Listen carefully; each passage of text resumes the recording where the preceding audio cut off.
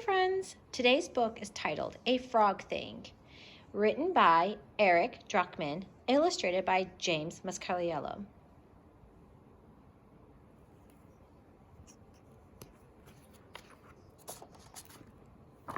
Frank wanted to fly, but he was a frog, and frogs cannot fly. Frank was different though, special, aerodynamic. You can do whatever you set your mind to, Frank, his parents had promised. So Frank set his mind to flying, but it was more like falling than flying, and everyone laughed at him. Tired and discouraged, Frank buried his head in his big webbed feet, and that's how Frank's parents found him. Frank explained his problem, and there was a long silence as they thought about how to respond.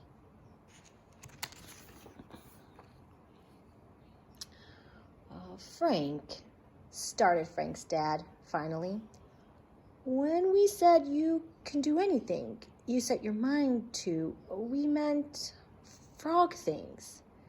You see, flying is a bird thing, just like staying underwater forever is a fish thing.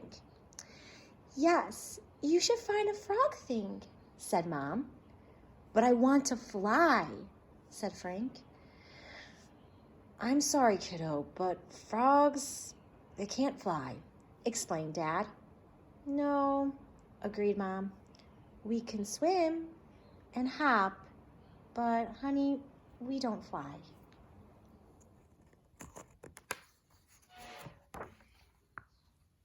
They don't understand, Frank thought. We understand, they said, and they patted Frank's shoulder and walked away. Frank sat in the dark, still sad, but growing more and more determined.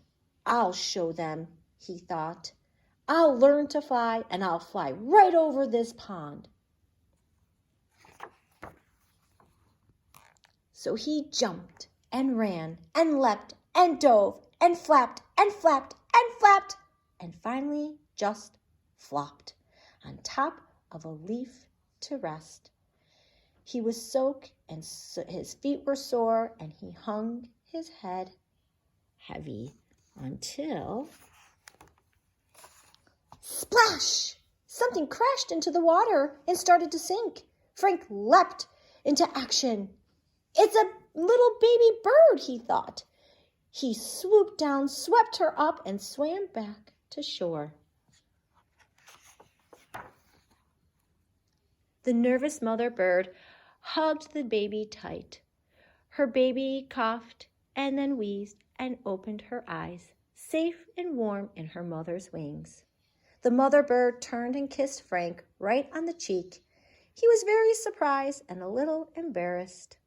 Thank you, she chirped. What a great swimmer you are! How can I ever repay you?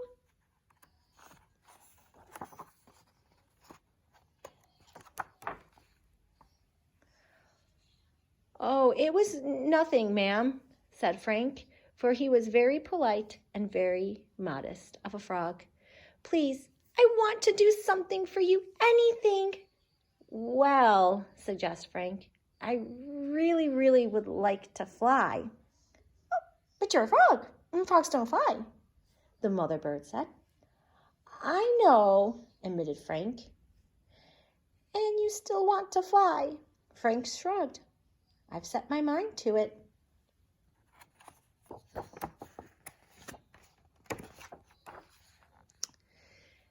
She looked in his eyes, then flew off in a flutter. Wait here, she cried. I'll be back. And she did come back with another bird and a twig between them. Grab on, she called. Before he knew it, they were high above the trees. The morning sun streamed through the sky, and the wind whistled over Frank's slick green skin. It was a little scary at first, but soon he relaxed, and as they glided and rose and swooped and dove, everyone hurried to see Frank fly. They watched from the bank as he and the birds passed high overhead. "This is no ordinary frog thing," observed Frank's mom.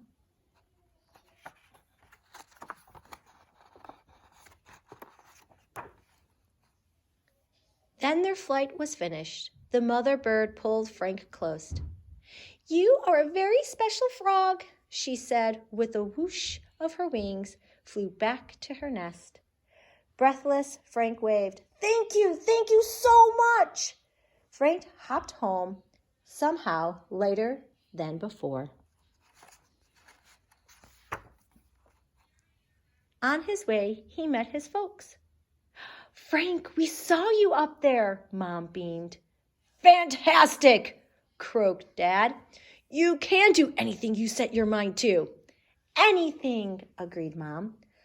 "Well, any frog thing, maybe," Frank explained. "The birds were the ones flying. I was just holding on. But I do think I could be one of the great swimmers."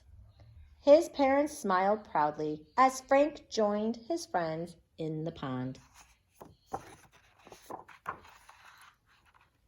Frank wanted to fly, but he was a frog, and frogs can't fly, but they sure can swim.